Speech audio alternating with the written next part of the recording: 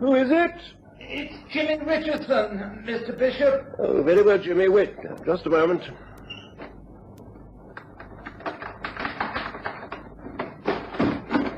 What the? Who are you? Get him quickly.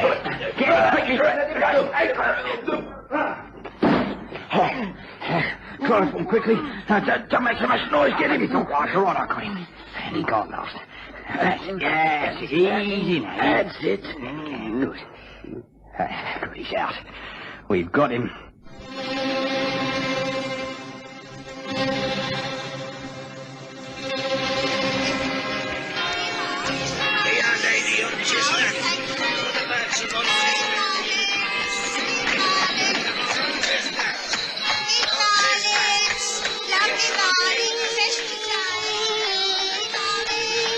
We present the Stories of Sherlock Holmes.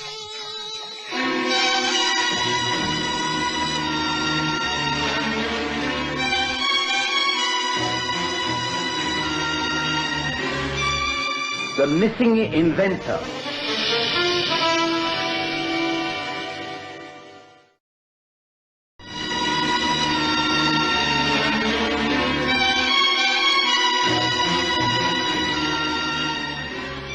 Over the years, I've been privileged to chronicle hundreds of the cases that Sherlock Holmes has worked on, and most of them, I'm happy to say, have been extremely successful.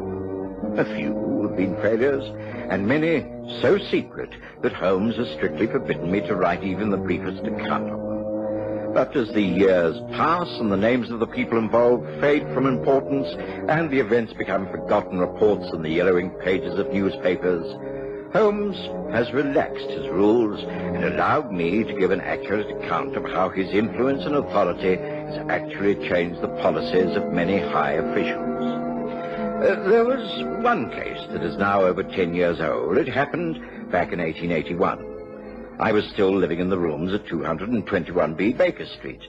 I clearly remember that it was summer, and for England, a rather beautiful summer, filled with clear skies, warm days, and leisurely evenings. But Holmes was rather bored, and, as always in these circumstances, he scanned the newspapers for any sort of unsolved crime. Nothing at all, Watson. The fine weather has made all London content. Not a single crime of interest reported in the daily press. Oh, surely you should be glad of that, Holmes. No law-abiding citizen can actually want a crime to happen. No, of course not, but the average person can give vent to his feelings in various ways. He can read books of violence and murder, adventure stories where the hero does things he dare not do himself. He can go to the theatre and rid himself of the emotions of anger and hatred. Unfortunately, I am unable to do that. I have to remain apart, to be analytical, dispassionate. I need something real to occupy my mind, not some fictional fantasy. That's why the only thing in this evening's paper that interests me is the so-called agony column, the personal cry for help. For instance, listen to this. It says here, "Colin, please come back. I forgive you and I am truly sorry, Florence." Now, that's human drama, if you like. Now, there's another here. The gentleman who helped an elderly lady to a hansom cab on Tuesday the 15th in Regent Street, please answer this box number where he will hear something to his advantage. Or even better still, what about this one? "All is well with higher clergy. Await instructions, Seabird." Now, doesn't that stir the imagination, Watson? Can you work out what those messages mean in terms of human relationships? No, I can't. But, well, we approach life from different angles, Holmes. I'm concerned with the physical well-being of my patients, and I'm content to heal their bodies as best I can. I'll leave the imaginative workings of the mind to you. Ah, a visitor. This could prove interesting. I wonder if Mrs. Hudson's still with us. Yes, I think she is yet to say good night. She usually pops her head in. Yes, I think she's answering the door. Well, I know I have no appointments this evening. Oh, well, at least it will alleviate the boredom. Oh, excuse me, Mr. Holmes. A young gentleman to see you, sir. He says it's an urgent matter, but he ain't got no appointment. Have you the time? All the time in the world, Mrs. Hudson. Show him in, please. Yeah, right, sir. This way, please. Thank you. Thank you very much. I must beg your pardon. This is an intrusion, but I do need your help. You are Sherlock Holmes? At your service. This is my friend and colleague, Dr. John Watson. How do you do? Whatever it is you have to say may be said in front of him. We work together on most of my cases. Please do sit down. I see that you have walked here. You must be fatigued in this hot weather. Place your jacket over that chair. Feel free to smoke your pipe if you wish. Oh, thank you. Now, what is it that you're so anxious to talk to me about? Is it something connected with your past in the merchant navy, or your present job, which is to do with explosives? Good heavens, Mr. Holmes. I was told that you were swift to deduce things, but how do you know all this about me? I know very little about you, except that you walk like a seaman, that you have a tattoo mark from Australia on your right forearm, and that while your hands are well kept, suggesting that you do not indulge in manual work, the hairs on both hands and arms have been recently scorched. Those type of burns are usually associated with experiments with some form of gunpowder. Are you perhaps a scientist of some sort? Well, I'm amazed at your perception. Yes, I am. My name is Jimmy Richardson. I've had quite a checkered career, which did include a long stint at sea. I've always been interested in chemical and explosive research. At the moment, I work for Mr. Giles Bishop in his experimental workshop at Twickenham. I've been with him for a little over a year now, and, well, it's because of him that I'm here. You see, Mr. Bishop is an inventor, quite a brilliant one. He's been perfecting a new type of gun. If he succeeds in selling the invention, it could revolutionize modern infantry warfare. He was to have given a demonstration next week. Everything has been going splendidly, and we are both sure of success. But, well, you see, Mr. Bishop has simply disappeared. Disappeared? Yes, without trace. We were due to carry out final tests at the workshop yesterday afternoon. I arrived, let myself in with my key, and did some paperwork while waiting for him. He didn't arrive. I worked until 10 o'clock and then packed up and went home. I thought some technical matter arising from his negotiations with the War Office might have delayed him. Well, I woke early this morning and was once again at work before him. When he didn't arrive by 10 o'clock, I once again locked up and went round to his lodgings. The landlady, Mrs. Craddock, said he hadn't been seen since the previous evening. His bed was not slept in. He must have been missing for 2 days, and I'm at my wit's end. I don't know what could have happened to him. You've been to the police? No, I think the very nature of Mr. Bishop's work indicates that I should stay away from the police. Frankly, Mr. Holmes, I'm worried that someone is after our new invention. In the hands of a foreign power, it could have a devastating effect upon our military position in many parts of the world. You have evidence that the secrets of this new gun have been leaked abroad? No evidence at all. I've made a complete check of the workshop. All the equipment is intact. All the relative papers are safely under lock and key. Nothing is missing. I would know if there was. It's all untouched exactly as it should be for our demonstration. And then you're worried for Mr. Bishop personally? Yes. He's a wonderful man. It would be much more to the advantage of a foreign power to kidnap him and force all the knowledge from him than it would be to simply take the gun and its secrets. Please, won't you help to try and trace what has happened to him? It is far more important than I've been able to explain. I know that Mr. Bishop would not go off at this crucial time without letting me know what he was doing. He must have been abducted, forced away against his will. It's an urgent matter, Mr. Holmes. Please say that you will help.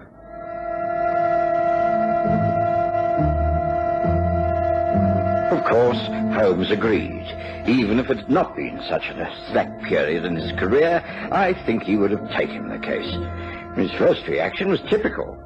After taking Jimmy Richardson's address and making an appointment to see him early the next morning, he invited me out to dine.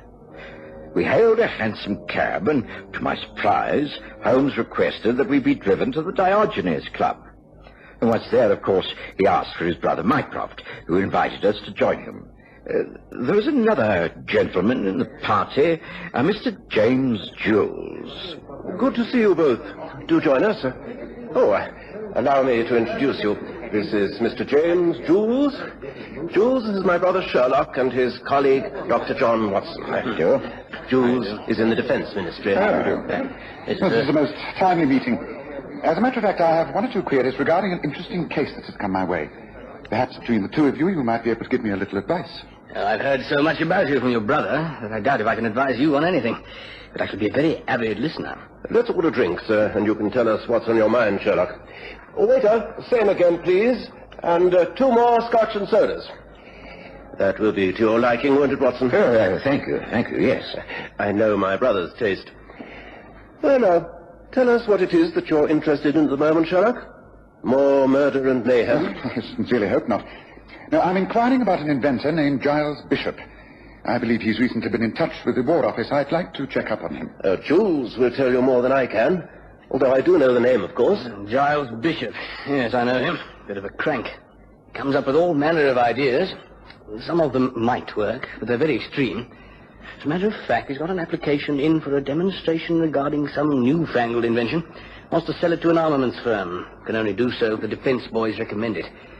I can tell you here and now the chances are very slim. Of course, one has to have experiments in all fields in order to get progress. But frankly, I'd say Bishop's simply far too visionary. Lots of our people think he's as mad as a hatter. What's your interest in him, Holmes? Well, I'm not quite sure. I should very much like to meet him. But he seems to be out of town at the moment. Ah, a good thing, if you ask me. Won't be bothering us every 5 minutes. I'd say whatever your problem is, you'd be well advised to forget it. Ah, here are the drinks. Your very good health, gentlemen.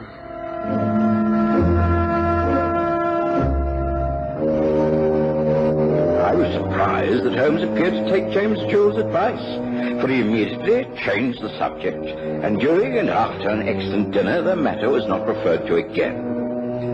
We left the club quite early and took a hansom back to Baker Street. Holmes appeared thoughtful and hardly spoke. It wasn't until we were actually outside 221B that he showed any sign of interest. For having paid off the cab, we found young Jimmy Richardson waiting on the pavement. Ah, Mr. Holmes, Dr. Watson, I've been waiting for you. I have to tell you, I have received a letter from Mr. Bishop. He says there is nothing wrong and that he has simply gone away for a few days to think things out. But the letter is a fake. I'm sure it is. Please, won't you study it and give me some advice? I know it's late, but please, won't you agree? I'd rarely known a case start off so very tamely. I was surprised when instead of dismissing Jimmy Richardson, Holmes actually readily agreed and showed the young man upstairs to our sitting room. There, he asked to see the letter from the missing inventor. Dear Richardson, a short note to say that I've gone away into the country for a week. I've been at it too hard, and I'm inclined to rather overdo it a bit. I want you to clearly understand that there is nothing to worry about. I will see to everything when I return. I want you to simply carry on as usual. Yours, Giles B. This is his handwriting? Oh, yes, it's his handwriting, no doubt about that. I don't think anyone has forged the note, but he must have been forced to write it. To start with, he would never call me Richardson. He would write Dear Jimmy. And then here, he would never sign himself Giles B. He would write G. Bishop. Yes. Also, I take it that he's a very educated man. Oh, yes, most learned. And yet he has split 3 infinitives in one short note. Yes, I think you must be right.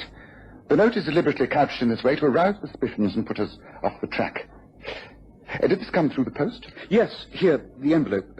See, you can just make out the postmark. Richmond, Surrey. Do you think that I should get in touch with the police after all, Mr. Holmes? Get them to alert the Richmond squad with a description of Mr. Bishop? No, I don't. If this letter was written under duress, then it would not be posted in an area where we can trace it back. Yes, I think I shall start from quite the opposite end. It's late now. There's nothing more we can do tonight. But first thing tomorrow morning, I should like you to take Watson and me to Mr. Bishop's lodgings. That is where we shall start. Now, shall we agree to meet at 7 o'clock here for an early breakfast? Jimmy Richardson was right on time the next morning, and Holmes, who had spent a good 20 minutes in deep thought over the agony columns of the morning papers, served him breakfast with no mention of his plans for the day. We took a cab and drove to Giles Bishop's lodgings. They were on the top floor of a terraced house in St. Margaret's Avenue, Spring Grove. Mrs. Mabel Craddock received us with genteel disapproval. Of course, you may see the rooms, although I consider it quite unnecessary. I received a short note only yesterday from Mr. Bishop to say that he decided to spend a week in the country. It's quite clear that he will return when he thinks fit. May I see that note, Mrs. Craddock? I don't think I kept it. It was just a short note in his own hand. I recognise the handwriting. Oh, really, Mr. Holmes, I don't know what all the fuss is about. This way, please, up the stairs. Mr. Richardson, you've been here before as Mr. Bishop's guest. Would you like to show these gentlemen the way? Yes, of course. I'd be obliged if you would make sure everything is neat and orderly when you come down. I would not like Mr. Bishop to feel his belongings had been disturbed in any way. I assure you that we shall not interfere. It's simply the fact that we wish to find out exactly where Mr. Bishop has gone. It is very important, a matter regarding his work. Oh, I see. One other point. When precisely did you last see Mr. Bishop? When he retired for the night 3 nights ago, he went to his rooms. I heard nothing. But he must have changed his mind and gone out again. For the next morning, he had gone. His bed had not been slept in, you see. He must have decided to pack and leave that night. think it rather odd as the front door was still bolted. He must have let himself out the back way. I was a little disturbed at first, but of course the note he sent was put everything all right. Up those stairs. I shall be waiting for you when you come down, when you finish. Thank you, Mrs. Craddock. Please follow me. So, she had a note as well. I wonder what clues Mr. Bishop left, hoping that she would realize all was not well. I'm afraid Mrs. Craddock isn't the type to understand subtleties. No, in here. So these are his rooms. This is the living room, and through here, I presume, is the bedroom. Yes, I think this is the room we want. It looks out over the back roofs, doesn't it? A sash window, and outside, yes, a small fire escape to the roof. Just give me a hand with this, will you, Watson? Well, you think the bishop might have left through the window, Holmes? Well, that would certainly explain why Mrs. Craddock didn't hear anything. Yes, and also how the front door remained bolted. Just a moment. Don't touch anything until I've made a thorough examination. Yes, there are fresh scratches on the brown paintwork. See here and out on the ledge, near the iron staircase. Several cigarette butts. Did Giles Bishop smoke, Richardson? No, not at all. He maintained that it was too dangerous in the job that he's doing. Yes, I see. Well, then it seems clear that the abduction, if there was one, took place from here. Come, Watson, let's see if we can follow a trail. I have an idea we're on the right lines at last. Holmes clambered out of the window onto the iron fire escape, and I followed him. The staircase led both up and down. Holmes went up, and we found ourselves on a flat rooftop. It seemed to lead to nowhere, until Holmes pointed out yet another small flight of iron stairs that took us up and across yet another roof. Holmes moved slowly and carefully, examining the slates and tiles that gave way on either side. Eventually, he was satisfied. Yes, there's no doubt about it, Watson. I should say 2 men were involved. They carried or dragged our man across this space on the roof, and then... And then what, Holmes? Having got him up here, what the devil did they do? Well, there's only one explanation. Look, down there. See that roof? Yeah, large glass fanlight. Holmes? Is it possible that they took him through there? That's the only explanation. Well, what should we do? Climb down there and break in? No, I think that would be a little premature. No, Watson. We must spend the rest of the day making preparations. I must get in touch with Mycroft once again and visit a few newspaper offices. And then tonight, with the aid of Mrs. Craddock's back door key, we get into the house, come up here, and it is then that we break through that fanlight. Come, let's go back the way we came. And not a word of this to anyone, not even Jimmy Richardson.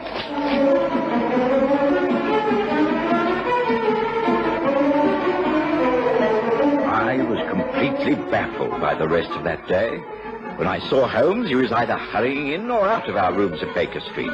He seemed tireless.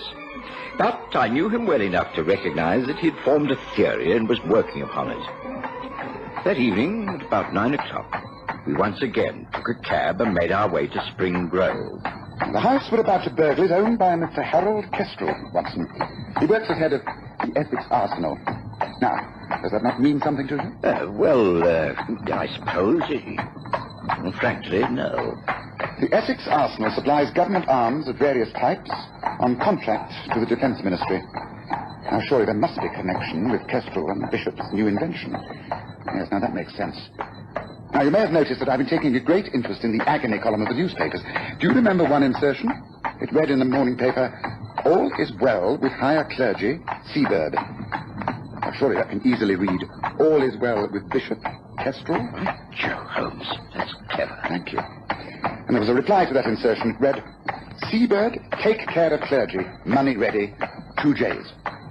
But you think a ransom is about to be paid? No, I don't. Now, let me read you tonight's message. It is, "Clergy dangerously ill. Call 10 tonight. Knock 3 times with money and instructions. Seabird." Oh, heavens, you think they're about to kill the man? No, Watson. It's a trap. A trap I laid by myself. You see, I placed that insertion. If I'm right, we shall clear the whole matter up in just 1 hour. Here is St. Margaret's Avenue. Good. It won't be long now, Watson.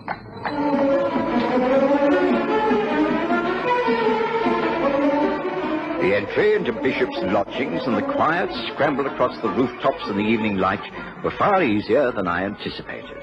Holmes had left nothing to chance. We had ropes and lanterns and rubber-soled shoes. It was only a matter of minutes before we found ourselves on the rooftop of the house owned by the man Kestrel. Holmes reached into his pocket and produced a gun. There. Now, you see, Watson, there's a light on. Being a fan light, there can be no curtain. Careful now, let me go first. Yes, I can see. Yes, we're right. There's a man lying on the bed. He seems asleep. And another sitting in a chair beside him.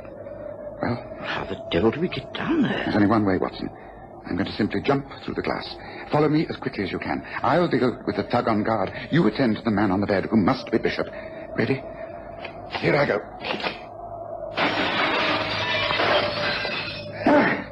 All right. Stand there with your hands over your head. Who are you? Now, what's this all about? Not to sound, or you're a dead man. Watson. It's all right, Holmes. I'm with you. Tend to Bishop. Very well. But this man's drugged, Holmes. He's still alive. And I can't wake him. Don't try. Wait. Listen.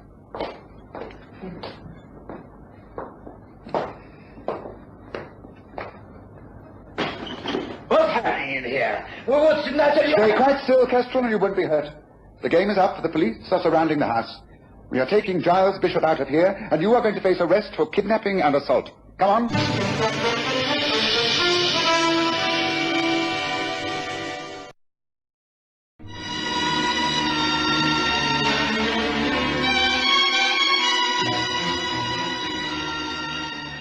After that, events happened at a remarkable speed. The man named Kestrel must have realized that he could not escape.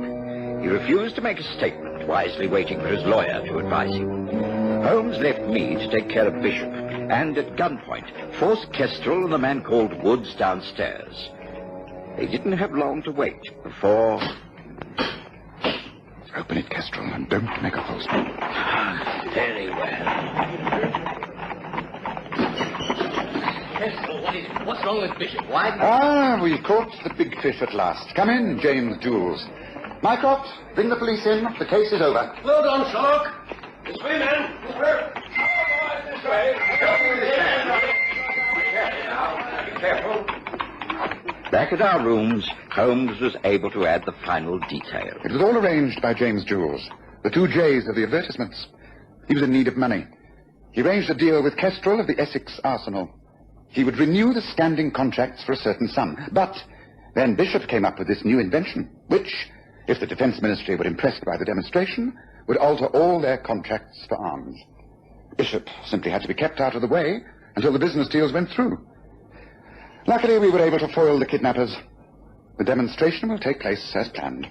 And who knows, it could revolutionize the whole of this country's defenses. Let's hope so.